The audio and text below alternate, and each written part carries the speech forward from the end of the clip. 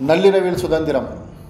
இந்திய தேசிய காங்கிரஸ் 1929 டிசம்பர் 31 ராவி நதிக்கரையில் லாகூர் நகரில் பண்டித ஜவஹர்லால் நேரு தலைமையில் பூர்ண சுவராஜ்யம் அடைய சபதமேற்று தீர்மானம் நிறைவேறியது. சபதம் எப்பொழுது நிறைவேறியது, எப்படி நிறைவேறியது? 1947 ஆகஸ்ட் மாதம் 14 இரவு 12 மணி நள்ளிரவில் சுதந்திரம் பெற்றோம். எந்த லாகூரில் தீர்மானம் நிறைவேற்றினமோ அந்த லாகூரும் இல்லை. எந்த நதியில் நீராடி சபதமேற்றோமோ அந்த நதியும் நம்மிடமில்லை. சுதந்திரம் பெற்றோம் என்பதை விட நமது பாரத நாடு துண்டாடப்பட்டது. எப்படி துண்டாடப்பட்டது? துண்டாடுவதில் பங்கேற்றவர் எவர்? பிரிவினையால் ஏற்பட்ட இழப்புகள் என்னென்ன? இதற்கான விடை காண்பதே புத்தகத்தின் நோக்கம். எந்த ஒரு நாடும் நாட்டு மக்களும் தன் நாட்டு வரலாற்றில் இருந்து படிப்பினைகளை கற்றுக்கொள்ள வேண்டும். கடந்த கால தவறுகள் மீண்டும் நடைபெறாமல் இருக்க உறுதி பூண வேண்டும். RSSின் அகில பாரத பொதுச் செயலாளர் திரு கோவே சேஷாத்ரி அவர்கள் எழுதிய தேசப்பிரிவினையின் சோக வரலாறு என்ற புத்தகத்தை மையமாக வைத்து தொகுக்கப்பட்ட ஒரு சிறிய வெளியீடு இது.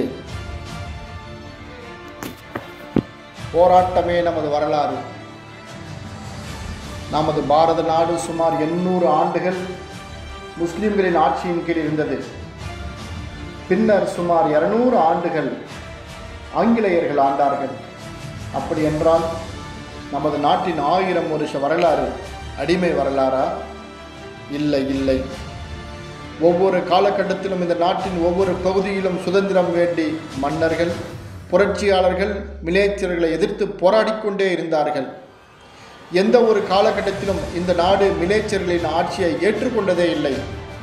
நாடு தழுவிய சுதந்திர போராட்டம் துவங்குவதற்கு முன்பே தமிழகத்தில் வெள்ளையனை எதிர்த்து வீரபாண்டிய கட்டபொம்மன், ஊமைத்துறை, மருது சகோதரர்கள், கூலித்தேவன், வீரன் அழகுமுத்துக்கோன் போன்றோர் ஆயுதமேந்தி போராடி தூக்குமேடை ஏறியிருக்கின்றார்கள். எனவே நமது நாட்டின் 1000 வருஷ வரலாற்றை சுதந்திரத்திற்காக போராடிய வரலாறு என்றே எடுத்துக்கொள்ள வேண்டும். 1857 முதல் சுதந்திர போர் பரந்த எல்லைகளை கொண்ட நீண்ட நெடிய நமது நாட்டில் வெள்ளையர்களை எதிர்த்து நாடு தழுவிய ஒரு எதிர்ப்பு வரலாறு என்றுதான் ஆங்கிலேயர்கள் நினைத்திருந்தார்கள். ஆனால் 1857 ஆண்டில் ஆங்கிலேயர்களை எதிர்த்து நாடு தழுவிய புரட்சி வெடித்தது. ஜான்சி ராணி லக்ஷ்மிபாய், மங்கள் பாண்டே, நானா சாஹேப், தாந்தியா தோபே ஆகியோர் தலைமையில் புரட்சி வெடித்தது. ஜாதி, மொழி, மாநிலம் அத்தனை வேறுபாடுகளுக்கும் அப்பால் தேசத்தின் சுதந்திர எழுச்சி சிலிர்த்து எழுந்தது. எண்ணற்ற புரட்சி வீரர்கள் சுதந்திரம் வேண்டி இன்னுயிர்ந்தார்கள். இந்த போராட்டங்களை மிக விரிவாக வீர சாவர்கர் தனது எரிமலை என்னும் நூலில் விவரித்துள்ளார். 1857 முதல் இந்திய சுதந்திர போரின் விளைவாக கிழக்கிந்திய கம்பெனியின் ஆட்சி முடிவுக்கு வந்தது. பிரிட்டிஷ் மகாராணியான விக்டோரியா மகாராணியின் கீழ் இந்தியாவின் அதிகாரமும் கைமாறியது. காங்கிரஸ் 1857 நடைபெற்ற சுதந்திர எழுச்சியை குறித்து பிரிட்டிஷ் அதிகாரியான ஆலன் ஆக்டிவன் ஹியூம் தீவிரமாக சிந்தித்தார். தங்களை எதிர்த்து நாடு தழுவிய போராட்டம் வராது என்று நினைத்திருந்தவர்களுக்கு பேரிடியாக அமைந்தது 1857 எழுச்சி. இந்திய மக்களின் எழுச்சியை தணிப்பதற்காக வடிகாலாக நாமே ஒரு இயக்கத்தை உருவாக்கினால் என்ன என்று சிந்திக்க ஆரம்பித்தார்கள். அவரது சிந்தனையில் உதித்த இயக்கமே காங்கிரஸ் என்பதாகும். 1885 ஆலன் ஆக்டிவன் ஹியூம் காங்கிரஸ் அமைப்பை துவங்கினார். நமது நாட்டின் தேசிய மொழிகளில் எந்த மொழியிலும் காங்கிரஸ் என்ற வார்த்தையே இல்லை. காங்கிரஸ் என்பதற்கு ஆங்கிலத்தில் கூட்டம் என்று பொருள். மாநாடு நடத்தி அரசுக்கு விண்ணப்பங்களை அளிப்பதே காங்கிரஸின் நோக்கமாக இருந்தது. காங்கிரஸை துவக்கியது இந்தியர்களின் சுதந்திர உணர்ச்சியை கட்டுப்படுத்துவதற்காகவே.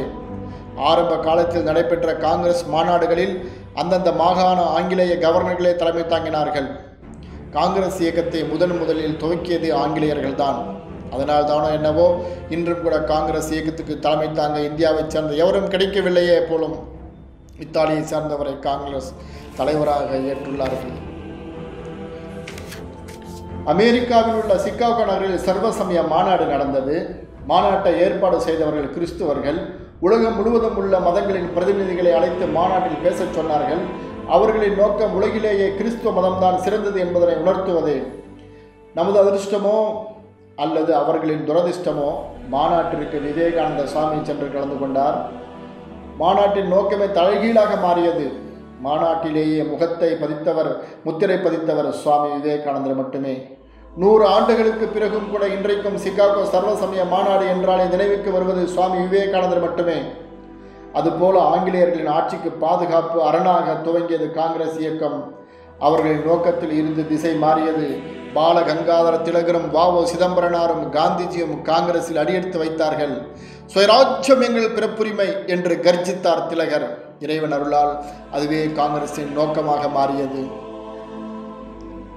வங்காள பிரிவினை.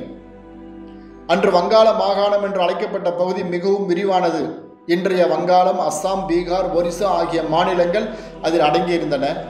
அன்று ஆட்சியில் இருந்த லார்டு கர்சன் வில்லி என்பவர் நிர்வாக வசதிக்காக என்று சொல்லி வங்காளத்தை பிரித்தார்.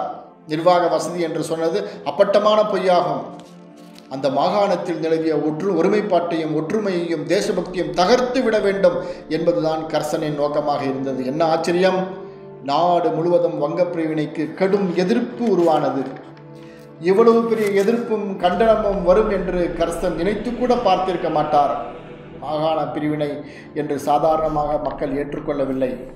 வங்க பிரிவினை நடந்த 1905 அக்டோபர் மாதம் 16ஆம் தேதியை ரக்ஷாபந்தன் தினமாக அனுசரிக்க வங்காளிகள் முடிவு செய்தார்கள்.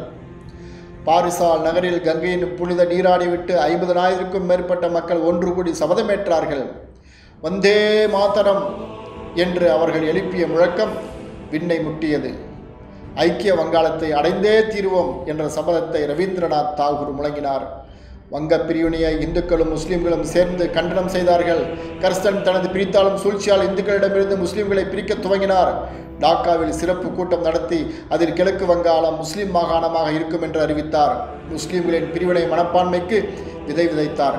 வங்க பிரிவினைக்கு காரணமாக இருந்த கர்சன் வில்லியை புரட்சி வீரர் மதன்லால் திங்ரா லண்டனில் சுற்று கொண்டு அதற்கான தண்டனை தூக்கு மேடை ஏறினார்.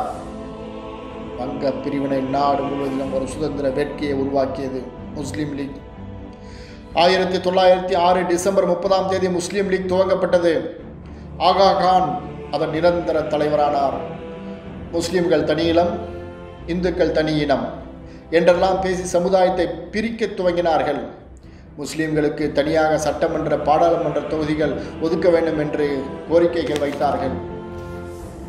காங்கிரஸ்காரர்களை திருப்திப்படுத்தும் போக்கு, காங்கிரஸ்காரரின் திருப்திப்படுத்தும் போக்கு. முஸ்லிம்களை திருப்திப்படுத்த காங்கிரஸ் பல வழிமுறைகளை கையாண்டது. காங்கிரஸ் மாநாட்டில் முஸ்லிம் பிரதிநிதிகளுக்கு தங்குமிடம், உணவு அனைத்தும் இலவசம் என்று அறிவித்தார்கள். முஸ்லிம்களுக்கு பிரதிநிதிகளுக்காக கட்டணம் கூட கிடையாது. காங்கிரஸ் தலைவர்கள் தங்களை இந்துக்கள், முஸ்லீம்கள் அனைவரும் பொதுவானவர்கள் என்று காட்ட தீவிரமாக முயற்சித்தார்கள். ஆனால் முஸ்லீம்கள் கடைசி வரை காங்கிரஸாரின் பேச்சுக்களை நம்பவில்லை. முஸ்லீம்களை திருப்திப்படுத்தும் போக்கு அன்று துவங்கியது, இன்று வரை தொடர்கிறது. கிலாஃபத் இயக்கம். துருக்கியின் மன்னரான சுல்தான் வம்சத்தை சேர்ந்த காலிஃப் என்பவர் இருந்தார்.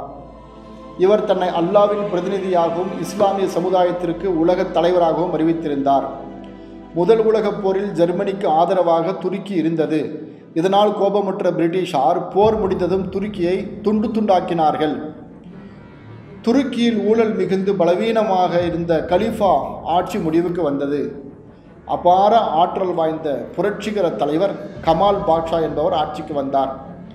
கமால் பாட்ஷா ஆட்சிக்கு வந்ததும் தனது நாட்டில் அரபு ஆதிக்கத்தை வேறறுக்க தீர்மானித்தார். முல்லா மௌலிகளின் கோரப்பிடியிலிருந்து தனது தேசத்தை விடுவிக்க முடிவெடுத்தார். உலக முஸ்லிம்களின் தலைவர் கலீஃபா என்ற முறையை ஒழித்துவிட்டார். இதற்கெல்லாம் காரணமாக இருந்த பிரிட்டிஷார் மீது இந்தியா முஸ்லீம் லீக் தலைவர்களுக்கு கோபம் வந்தது. துருக்கியில் மீண்டும் கலீஃபா ஆட்சி முறையை கொண்டு வர வேண்டும் என்று இந்திய முஸ்லீம் லீக் தலைவர்கள் ஆர்ப்பரித்தார்கள். இதற்காக முஸ்லீம்களின் துவக்க போராட்டத்திற்கு கிலாஃபத் இயக்கம் என்று பெயர்.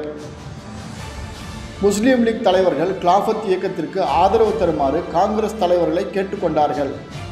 முஸ்லீம்களின் ஆதரவை பெறுவதற்காக தவமிருந்த காங்கிரஸ் தலைவர்கள் கிலாபத் இயக்கத்திற்கு ஆதரவு கொடுத்தார்கள்.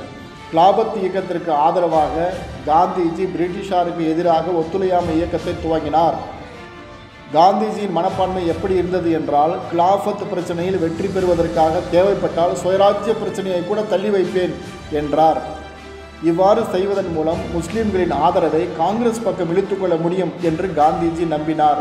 ஆனால் காந்திஜியின் நம்பிக்கைகள் தவிடுபொடியாகின. இங்கிருந்து ஒரு தூது கோஷ்டி சென்று கமால் பாஷாவையே கலிஃபா பதவியை ஏற்கும்படி வேண்டினார்கள். தான் கலிஃபா ஆக மாட்டேன் என்று மறுத்ததுடன் கமால் பாஷா அந்த பதவியை ஒழித்துவிட்டார். இதனால் இந்திய முஸ்லிம்கள் வெகுண்டார்கள். துருக்கியில் உள்ள ஒரு பிரச்சனைக்கு முஸ்லிம் இந்தியாவில் போராட்டத்தை துவக்கினார்கள். மாப்ளா கலவரம். கிலாபத் இயக்கத்தின் எதிரொலியாக 1921 கேரளாவில் மலபாரில் இந்துக்கள் மீது முஸ்லிம்கள் பயங்கரமாக தாக்குதல்களை துவங்கினார்கள். என்ன அநியாயம்! துருக்கி எங்கே, கேரளம் எங்கே? இந்துக்கள் மீது ஜிகாத் அறிவித்தார்கள். ஜிகாத் என்றால் புனித போர் என்று பொருள். கலவரத்தில் 1500 இந்துக்கள் படுகொலை செய்யப்பட்டார்கள். 20,000 பேர் பலவந்தமாக முஸ்லிம்களாக மாற்றப்பட்டார்கள். சுமார் 3 கோடி ரூபாய் மதிப்புள்ள இந்துக்களின் சொத்துக்கள் நாசமாக்கப்பட்டன. கற்பழிக்கப்பட்ட, கடத்தப்பட்ட பெண்களின் எண்ணிக்கைக்கு அளவே கிடையாது. சுமார் 1 லட்சம் இந்துக்கள் கட்டிய துணியை தவிர மீதி எல்லாவற்றையும் பறிகொடுத்தவர்களாக தங்கள் வீடு வாசல்களை விட்டு துரத்தி அடிக்கப்பட்டார்கள். ஆயிரக்கணக்கான பெண்கள் மானபங்கப்படுவதை விட மரணமடைவதே மேல் என்று முடிவுக்கு வந்து தற்கொலை செய்து கொண்டார்கள். அவர்களது உடல்களால் ஏராளமான கிணறுகளும் குளங்களும் நிரம்பி வழிந்தன. காந்திஜி ஆதரித்த கிலாஃபத் இயக்கத்தினால் இந்துக்களுக்கு கிடைத்த பரிசுகளை பார்த்தீர்களா? மாப்ளா கலவரங்களுக்கு காரணமாக அலி சகோதரர்கள் என்று அழைக்கப்படும் மௌலானா முகமது அலியும் மௌலானா சவுகத் அலியும் இருந்தார்கள். இவர்கள் கைதாகி சிறையில் இருந்த பொழுது காந்திஜி சென்று பார்த்தார். அலி சகோதரர்களை விடுதலை செய்ய காந்திஜி தீவிர முயற்சியில் இறங்கினார். இந்த அட்டூழியங்களை எல்லாம் காங்கிரஸ் இயக்கம் கண்டு கொள்ளவே இல்லை. இதற்கு பதிலாக மூடி மறைக்கவும் செய்தது என்பது நாம் நினைவில் கொள்ளத்தக்கது. ஏன் அப்படி செய்தார்கள்? முஸ்லிம்களை எப்படியாவது சுதந்திர போராட்டத்தில் காங்கிரசுடன் கலந்து கொள்ள வைக்க வேண்டும் என்ற நப்பாசையில்தான். சுவாமி ஸ்ரத்தானந்தர் ஒரு சுதந்திர போராட்ட வீரர். ஆரிய சமாஜத்திலும் தலைவராக இருந்தார். துணிச்சலும் ஆழ்ந்த உறுதியான இந்து உணர்வும் கொண்டவர். மாப்ளா கலவரத்தில் ஆயிரக்கணக்கான இந்துக்களை கட்டாயப்படுத்தி முஸ்லிம்களாக மதம் மாறியதை கண்டு ஸ்ரத்தானந்தர் அதிர்ச்சி அடைந்தார். மதம் மாறியவர்களை மீண்டும் இந்து சமுதாயத்திற்குள் கொண்டு வருவதற்காக சுத்தி இயக்கத்தை தொடங்கினார். முஸ்லிம்களை இந்து மதத்திற்கு வரும்படி அறைகூவல் விடுத்தார். இவரது தீவிரமான முயற்சியின் காரணமாக உத்தரப்பிரதேசத்தில் 18,000க்கும் மேற்பட்ட முஸ்லிம்கள் தாய் மதமான இந்து மதத்திற்கு வந்தார்கள். இதனை கண்டு முஸ்லிம்கள் பொறுப்பார்களா? காந்திஜியிடம் புகார் செய்தார்கள். காந்திஜியோ உடனே ஸ்ரத்தானந்தரை காங்கிரஸை விட்டே நீக்கிவிட்டார். இந்துக்கள் முஸ்லிம்களாக மதம் மாற்றப்பட்ட நேரத்தில் அதனை எல்லாம் தடுக்க முடியாத, கண்டு கொள்ளாத காந்திஜி ஸ்ரத்தானந்தரை மட்டும் காங்கிரஸில் இருந்து நீக்கியது எந்த வகையில் நியாயமாகும்? ஸ்ரத்தானந்தர் நோயினால் பாதிக்கப்பட்டு படுத்த படுக்கையில் இருந்தார். 26/12/1926 அன்று அப்துல் ரசீத் என்ற ஒருவன் அங்கு வந்து, சுவாமிஜி, உங்களிடம் சில சந்தேகங்களை கேட்டு தெளிவு பெற வந்துள்ளேன் என்று கூறினார். கேட்கலாமே என்றார் ஸ்ரத்தானந்தர். எனக்கு குடிப்பதற்கு தண்ணீர் வேண்டும் என்றான் ரஷீத். அருகில் இருந்த ஊழியரை தண்ணீர் கொண்டு வர சொன்னார். அவரை தனியே விட்டு செல்ல ஊழியருக்கு மனமில்லை. எனினும் சுவாமிகள் வற்புறுத்தவே அவர் அங்கிருந்து உள்ளே சென்றார். உடனே ரசீத் தான் மறைத்து வைத்திருந்த துப்பாக்கி எடுத்து ஸ்ரத்தானந்தரை சுட்டான். ஸ்ரத்தானந்தர் இரத்த வெள்ளத்தில் காலமானார். அப்துல் ரசீத் போலீசாரால் பிடிபட்டான். வழக்கு நடந்தது. ஆனால் முஸ்லிம் மசூதிகளில் அப்துல் ரசீத் ஒரு பெரிய தியாகி என்று கொண்டாடி அவனுக்காக நிதி திரட்டினார்கள். அந்த கொலைகாரனுக்கு வாதாடிய வக்கீல் காங்கிரஸ் இயக்கத்தின் பெருந்தலைவர்களில் ஒருவரான ஆசிப் அலி. அவன் குற்றமே செய்யவில்லை என்று வாதாடினார். கடைசியில் அவனுக்கு மரண தண்டனை விதிக்கப்பட்டது. சுதந்திர போராட்டத்தில் புரட்சி வீரன் பகத்சிங்குக்கு தூக்கு தண்டனை அளித்தார்கள். அப்பொழுது சிலர் காந்திஜியிடம் சென்று பகத்சிங்கின் தூக்கு தண்டனை ஆயுள் தண்டனையாக மாற்ற வைஸ்ராய்க்கு ஒரு கடிதம் எழுத வேண்டும் என்று கேட்டார்கள். ஆனால் காந்திஜி மறுத்துவிட்டார். வன்முறையில் ஈடுபட்ட பகத்சிங் அதற்கான தண்டனையை அனுபவிக்க வேண்டும் என்றார். ஆனால் அதே காந்திஜி ஸ்ரத்தானந்தரை சுட்டுக் கொன்ற அப்துல் ரசீத்தை நம் சகோதரன், அவனை நான் எந்த வகையிலும் குற்றம் சொல்லக்கூடாது என்றார். காங்கிரஸ் மாநாட்டிலேயே அப்துல் ரசீத் வழக்கிற்காக தேவையான நிதியை திரட்டினார்கள்.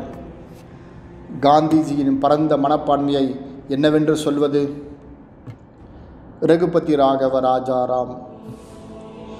காந்திஜி நடத்துகிற ஒவ்வொரு பிரார்த்தனை நிகழ்ச்சிகளிலும் ரகுபதி ராகவ ராஜாராம் பதீத பாவன சீதாராம் என்ற புகழ்பெற்ற பஜனை பாடல் பாடப்படும். அந்த நாமாவளி பாடலில் புதிதாக ஒரு இடைச்செருகளை சேர்த்தனர்.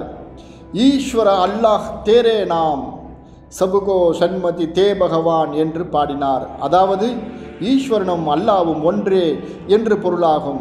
இதனை இந்துக்கள் பாடினார்கள், முஸ்லிம்கள் பாடினார்களா? இல்லை. அவர்களை பொறுத்தவரை அல்லாஹ் ஒருவனே இறைவன், ஈஸ்வரன் என்று யாரும் இல்லை என்று கருத்து தெரிவித்தார்கள். காங்கிரஸ் தலைவர்களின் சரணாகதி படலங்கள். வந்தே மாதரம், நமது நாட்டின் தாரக மந்திரம் வந்தே மாதரம். பங்கிம் சந்திரர் எழுதிய ஆனந்த மடம் என்ற நாவலில் வந்தே மாதரம் இடம்பெறுகின்றது. வந்தே மாதரம் என்றால் தாயை வணங்குகிறேன் என்று பொருளாகும். பாரத நாட்டினை பாரத மாதாவாக, சரஸ்வதியாக, துர்கையாக, லட்சுமியாக வர்ணித்து பாடுகிறார். இந்த பாடலில் இருந்துதான் வந்தே மாதரம் என்ற சொல் உணர்ச்சி பிழம்பாக, கோஷமாக பிறந்தது. வந்தே மாதரம் என்ற கோஷத்திற்கு எவ்வளவு சக்தி இருக்கின்றது என்பதனை சுதந்திர போராட்ட வீரர் மாப்போ சிவஞானம் மிக அருமையாக விளக்குகின்றார். சுதந்திர போராட்டத்தில் போலீசார் தடியால் தாக்கும் பொழுது 1-2 அடிகளுக்கு மேல் தாங்க முடியாத ஒருவர் அடிக்கு அடி வந்தே மாத்திரம் சொல்லும் பொழுது அவரது உடலில் 10க்கும் மேற்பட்ட அடிகளை தாங்கக்கூடிய சக்தி வந்துவிடும் என்பார். வந்தே மாத்திரம் என்ற கோஷம் சுதந்திர போராட்ட வீரர்களிடையே மெய் சிலிர்ப்பையும் ஆவேசத்தையும் உருவாக்கியது. இளைஞர்கள் புன்முறலுடன் தூக்கு கயிற்று முத்தமிட்டனர். வெஞ்சிரையில் வாடவும் வந்தே மாதரம் தைரியத்தை கொடுத்தது. வந்தே மாதரத்திற்கு எதிர்ப்பு. 1923ஆம் ஆண்டு காக்கிநாடா காங்கிரஸ் மாநாடு நடைபெற்றது. மாநாட்டிற்கு மௌலானா முகமது அலி தலைமை தாங்கினார். காங்கிரஸ் மாநாடுகளில் துவக்கத்தில் வந்தே மாதரம் பாடித்தான் துவங்குவார்கள். வழக்கம் போல விஷ்ணு திகம்பர் பலுஸ்கர் என்ற இசை மேதை வந்தே மாதரம் பாடலை பாட வந்தார். வந்தே மாதரம் பாடலை பாட ஆரம்பித்த உடனேயே மௌலானா முகமது அலி எழுந்து பாடக்கூடாது என்று எதிர்ப்பு தெரிவித்தார். என் தாயின் மீது நான் பக்தியுடன் பாடும்போது தடுக்க நீ யார்? நான் பாடியே தீருவேன் என்று பலுஸ்கர் தொடர்ந்து பாடியவுடன் முகமது அலி காங்கிரஸ் மாநாட்டிலிருந்து வெளிநடப்பு செய்தார். மாநாட்டில் இருந்து அனைத்து முஸ்லிம் பிரதிநிதிகளும் வெளியேறினார்கள். வந்தே மாதரம் என்றால் தாயை வணங்குகின்றேன் என்று பொருள். நாங்கள் அல்லாஹ் ஒருவரை தவிர வேறு எவருக்கோ அல்லது வேறு உருவகத்திற்கோ தலைவணங்க மாட்டோம் என்று அறிவித்தார்கள். இதனை காங்கிரஸ் தலைவர்கள் கண்டிப்பதற்கு பதில் வந்தே மாதரத்தை கைவிட தீர்மானித்தார்கள். சுதந்திர பாரதத்தில் சுதந்திரம் பெற்ற பிறகும் பாரதத்தில் வந்தே மாதரம் தேசிய கீதமாக வைக்கப்படவில்லை என்பது நமக்கு மிகுந்த அவமானமாகும். ரவீந்திரநாத் தாகூர் எழுதிய ஜனகண மனாவை இன்று தேசிய கீதமாக வைத்திருக்கின்றார்கள். தாகூர் இந்த பாடலை எங்கு பாடினார், உண்மையிலேயே பாடலின் பொருள் என்ன என்பதை ஆராய்ச்சி செய்து பார்த்தால் சில உண்மைகள் நமக்கு அதிர்ச்சியை கொடுக்கக்கூடியதாக இருக்கும். இடைப்பட்ட காலத்தில் கல்கத்தா நமக்கு தலைநகரமாக இருந்தது. அப்பொழுது 5வது ஜார்ஜ் மன்னர் கல்கத்தா வந்தபோது அவருக்கு நடந்த வரவேற்பு நிகழ்ச்சியில் அவரை பாராட்டி தாகூர் பாடிய பாடல் இது. வந்தே மாதரம் பின்னுக்கு தள்ளப்பட்டது. காங்கிரஸ் தலைவர்களின் பலவீனமாகும். தேசிய கொடி, தேசிய கீதம் வந்தே மாதரத்தை மட்டுமல்ல தேசிய கொடியையும் கைவிட்டு விட்டார்கள். தேசிய கொடி எப்படி இருக்க வேண்டும் என்று தீர்மானிக்க 7 பேர் கொண்ட கொடிக்குழு காங்கிரஸ் கட்சியால் 1931 நிறுவப்பட்டது.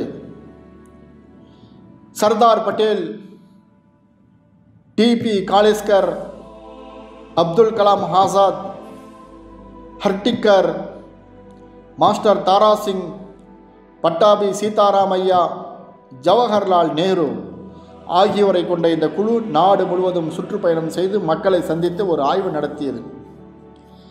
அர்ஜுனனின் ரதத்தில் எந்த கொடி பறந்ததோ, முருகப்பெருமானின் கரங்களில் எந்த கொடி திகழ்கின்றதோ, தியாகத்தின் சின்னமாய் எது அமைந்திருக்கின்றதோ அதே காவி கொடிதான் நம் நாட்டின் தேசிய கொடியாக இருக்க வேண்டும் என்று குழு தீர்மானித்தது. ஆனால் நம் தலைவர்கள் காவி கொடிக்கு முஸ்லிம்கள் எதிர்ப்பு தெரிவிப்பார்களோ என்று நினைத்து குழுவின் தீர்மானத்தை நிராகரித்தார்கள். புதிய கொடியும் விளக்கமும்.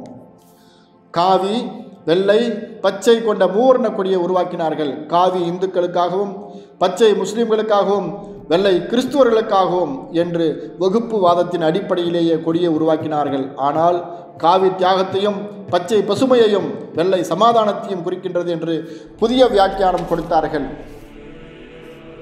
சிவபவானி. அடுத்தபடியாக இன்னொரு சரணாகதி படலம். காங்கிரஸ் மாநாடுகளின் போது இடைவேளைகளில் சுதந்திர போர் முழக்கம் செய்த சத்ரபதி சிவாஜியின் வீர தீர செயல்களை வர்ணிக்கும் உணர்ச்சி செறிவுள்ள ஒரு பாடலை பாடுவது வழக்கமாக இருந்தது.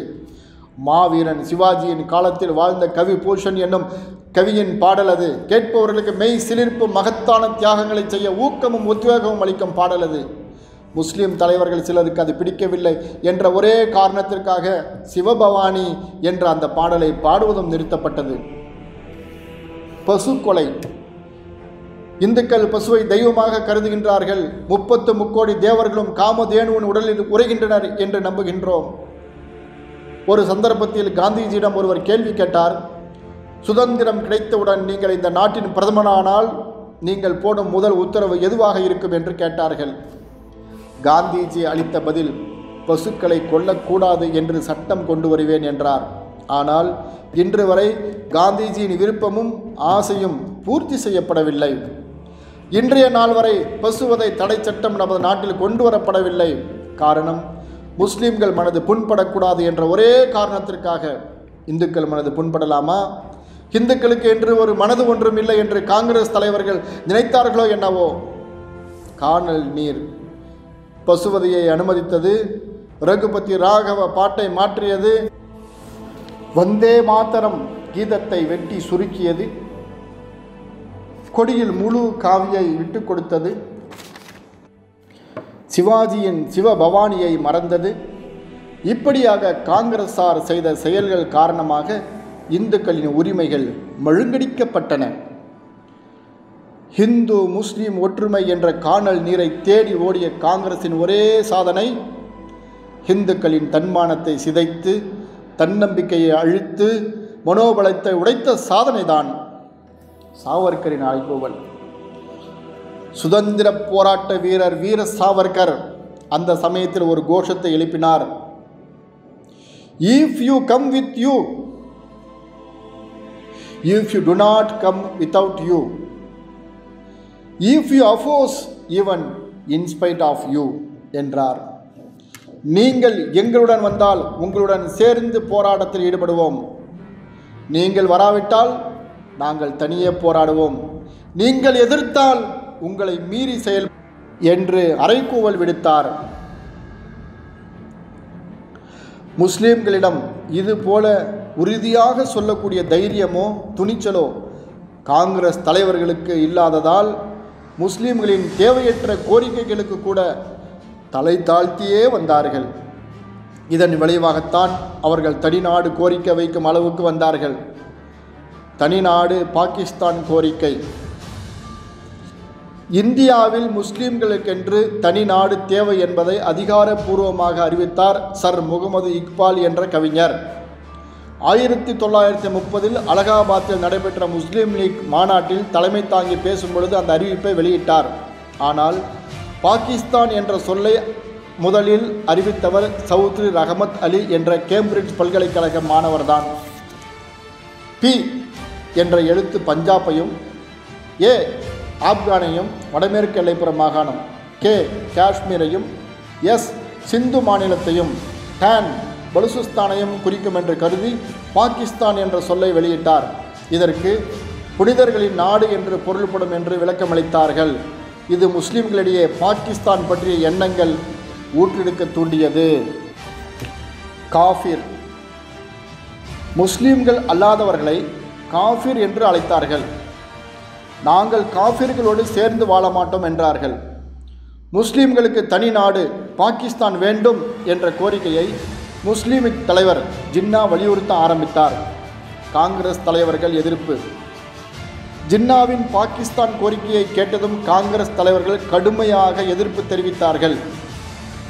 சுத்த நான்சென்ஸ், ஃபென்டாஸ்டிக் நான்சென்ஸ். பாகிஸ்தான் என்பது கற்பனையில் உதித்த பிதற்றல் என்றார் ஜவஹர்லால் நேரு. வாழ்முனையில் பாகிஸ்தான் வாங்கிவிடலாம் என்று அவர்கள் நினைத்தால் வாளோடு வாள் மோதும் என்றார் சர்தார் வல்லபாய் பட்டேல். தொழில் ரீதியாக, விவசாய ரீதியாக, பாதுகாப்பு ரீதியாக, பொருளாதார ரீதியாக, இப்படி எந்த கோணத்தில் இருந்து பார்த்தாலும் பாகிஸ்தான் உருவாகவே முடியாது என்றார் ராஜேந்திர பிரசாத். கடைசியாக காந்திஜியோ, என் உடலை துண்டாடிய பிறகுதான் இந்த நாடு துண்டாடப்படும், நான் உயிரோடு இருக்கும் வரை இந்த தேசத்தை பிரிக்க அனுமதிக்க மாட்டேன் என்றார். ஜின்னாவின் பதில்: பாகிஸ்தான் என்ற ஒரு நாடு என்றுமே உருவாகாது என்று காங்கிரஸ் தலைவர்கள் சொன்னதை கேட்டு ஜின்னா சொல்லிய பதில் மிகுந்த அதிர்ச்சியை கொடுத்தது. இந்த நாட்டில் முதல் ஹிந்து என்று முஸ்லீமாக மதம் மாற்றப்பட்டானோ அன்றே பாகிஸ்தான் உருவாகிவிட்டது என்றார். நேரடி நடவடிக்கை: 1946 ஆகஸ்ட் 16 முதல் கல்கத்தாவில் நேரடி நடவடிக்கையில் ஈடுபடும் என்று முஸ்லீம் லீக் பிரகடனம் செய்தது. நேரடி நடவடிக்கை என்றால் என்ன என்று நிருபர்கள் ஜின்னாவை கேட்ட நேரத்தில், நேரடி நடவடிக்கை என்று நான் யாரிடம் சொன்னேனோ அவர்களுக்கு அதன் பொருள் புரியும் என்றார். முஸ்லீம் லீக் அறிவித்த நேரடி நடவடிக்கை என்பதற்கான அர்த்தம் இந்துக்களுக்கு புரியவில்லை, காங்கிரஸ் தலைவர்களுக்கும் புரியவில்லை. இந்துக்கள் மீது தாக்குதல். அன்றைய வங்காள முதல்வராக முஸ்லீமான சுக்ரவர்த்தி என்பவர் இருந்தார். ஆகஸ்ட் 16 கல்கத்தா நகர் காலை நேரம் ஜிஹாத் அறிவிக்கப்பட்டது. மசூதியில் இருந்து தொழுகையை முடித்து வெளிவந்த முஸ்லீம்கள் இந்துக்கள் மீது பயங்கரமான ஆயுதங்களை கொண்டு தாக்குதலை துவக்கினார்கள். முதல்வர் சுக்ரவர்த்தியோ படுகொலைக்கு களமமைத்து கொடுத்தார். கல்கத்தா மேயர் ஷரீப் கானே முன்னின்று வழிநடத்தினார். போலீஸ் நிர்வாகம் ஸ்தம்பித்தது. ஆயிரக்கணக்கான ஆண்களும் பெண்களும் குழந்தைகளும் படுகொலை செய்யப்பட்டார்கள். ஆயிரக்கணக்கான இந்துக்கள் கைகால் வெட்டப்பட்டு முடமானார்கள். கல்கத்தாவில் ஏறத்தாழ 3000 இந்துக்கள் பிணங்கள் 3 நாட்களாக வீதியில் குவிந்து கிடந்தன. கல்கத்தா, நவகாலி, பீகாரில் வன்முறைகள் அரங்கேறின.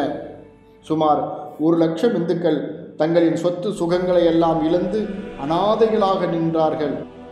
ஆச்சாரிய கிருபாலினியும் அவரது மனைவி சுதேதாவும் கலவரத்தால் பாதிக்கப்பட்ட நவகாலி பகுதி கிராமங்களுக்கு அமைதி பயணம் சென்றபோது சுதேசா தற்காப்பிற்காக பொட்டாசியம் சயனைடு எடுத்து சென்றார். பாகிஸ்தான் பிரிவினைக்கு சம்மதம். இதனையெல்லாம் பார்த்து மிரண்டு போன காங்கிரஸ் தலைவர்கள் பாகிஸ்தான் கோரிக்கைக்கு சம்மதம் தெரிவித்தார்கள். 19% ஜனத்தொகையுடன் கூடிய பாகிஸ்தானுக்கு மொத்த நிலப்பரப்பில் 23% ஒதுக்கப்பட்டது. வங்காளம் 2ஆக பிரிக்கப்பட்டு கிழக்கு வங்காளம் பாகிஸ்தான் வசமானது. அஸ்ஸாமில் முஸ்லீம்கள் அதிகமுள்ள சில்ஹெட் பகுதி வடமேற்கு எல்லை மாநிலம், பஞ்சாப் 2ஆக பிரிக்கப்பட்ட ஒரு பகுதி சிந்து மாகாணம் முழுவதுமாக புதிய இவை அனைத்தையும் கொண்டதாக புதிய பாகிஸ்தான் அறிவிக்கப்பட்டது. 1947 ஆகஸ்ட் 14 பாகிஸ்தானுக்கு சுதந்திர தினம். 1947 ஆகஸ்ட் 15 இந்தியாவிற்கு சுதந்திர தினம் என்று அறிவித்தார்கள். பாகிஸ்தான் முஸ்லிம் நாடு, குரானின் அடிப்படையில் ஆட்சி நடைபெறும் என்று அறிவித்தார்கள். பாரதமோ மதசார்பற்ற நாடு என்று அறிவிக்கப்பட்டது. பாரதம் முஸ்லீம், கிறிஸ்தவர்கள், இந்துக்கள் அனைவருக்கும் சொந்தம், அதாவது இது ஒரு சத்திரம் என்று அறிவித்தார்கள். என்ன அநியாயம்! முஸ்லீம்களுக்காக பாகிஸ்தான் என்றால் இந்துக்களுக்காக பாரதம் என்று ஏன் அறிவிக்கவில்லை? பாகிஸ்தானின் முதல் கவர்னர் ஜெனரல் முகமது அலி ஜின்னா. நமது நாட்டின் முதல் கவர்னர் ஜெனரல் யார் தெரியுமா? Mount pattern பிரபுதான். அந்நியர்களிடமிருந்து நமக்கு சுதந்திரம் கிடைத்த பிறகும் கூட நமது நாட்டின் கவர்னர் ஜெனரலாக மவுண்ட் பேட்டன் பிரபுவை ஏற்றுக்கொண்டதின் ரகசியம், மர்மம் தான் என்ன? இந்து முஸ்லீம் பரிவர்த்தனை. பிளவுபட்ட அன்றைய பாகிஸ்தான் பகுதியில் 3 கோடி இந்துக்கள் இருந்தார்கள். பாரதத்தில் 3 கோடி முஸ்லீம்கள் இருந்தார்கள். அங்குள்ள இந்துக்களை இங்கு அழைத்து கொள்ளலாம் என்றும் இங்குள்ள முஸ்லீம்களை பாகிஸ்தானுக்கு அனுப்பிவிடலாம் என்றும் டாக்டர் அம்பேத்கர் போன்ற தலைவர்கள் சொன்ன யோஜனை ஜவஹர்லால் நேரு போன்றோர் ஏற்றுக்கொள்ளவில்லை. அதன் விளைவுகள் ஜனத்தொகை முரண்பாடு ஏன்? 1947 இந்தியாவில் 3 கோடி முஸ்லீம்கள் இருந்தார்கள்.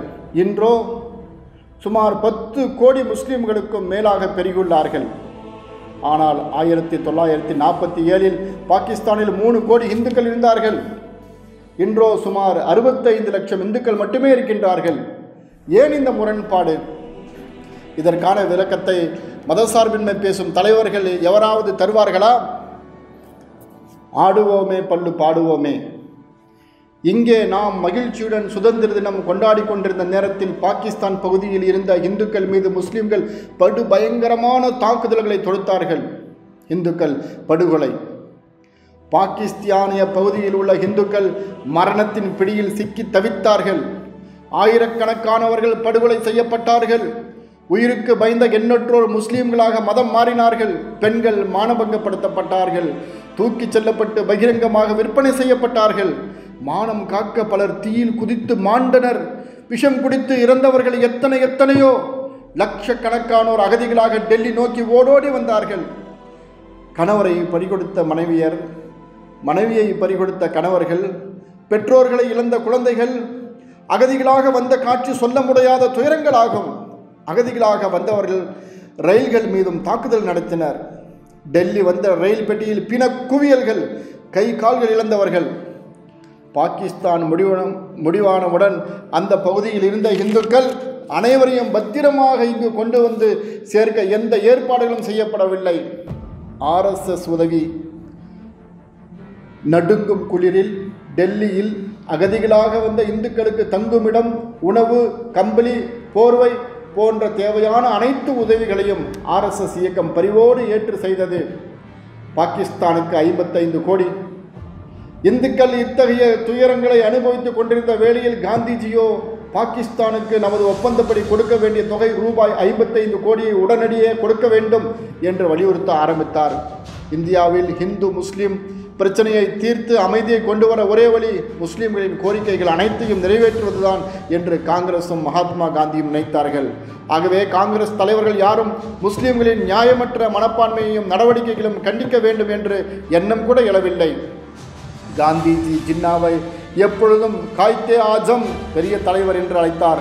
ஆனால் ஜின்னாவோ காந்திஜியை தொடர்ந்து மிஸ்டர் காந்தி என்றே அழைத்தார். நான் உயிரோடு இருக்கும் முறை தேசத்தை பிரிக்க அனுமதிக்க மாட்டேன் என்றார் காந்திஜி. ஆனால் அவர் கண் முன்பாகவே இந்த தேசம் வெட்டி பிளக்கப்பட்டது. பாடம் கற்போம். எனவே துணிச்சலும் தைரியமும் இல்லாத காங்கிரஸ் தலைவர்களின் விட்டுக் கொடுக்கும் மனப்பான்மையினாலேயே பாரதம் துண்டாடப்பட்டது. நடைபெற்ற வரலாற்று சம்பவங்களில் இருந்து இன்னும் நமது தலைவர்கள் பாடம் கற்றுக்கொள்ளத்தான் வேண்டும். சரணாகதி படலங்கள் திருப்திப்படுத்தும் போக்கு இன்னும் தொடர்கிறது. ஆகஸ்ட் 15 சபதமேற்பு தினம்.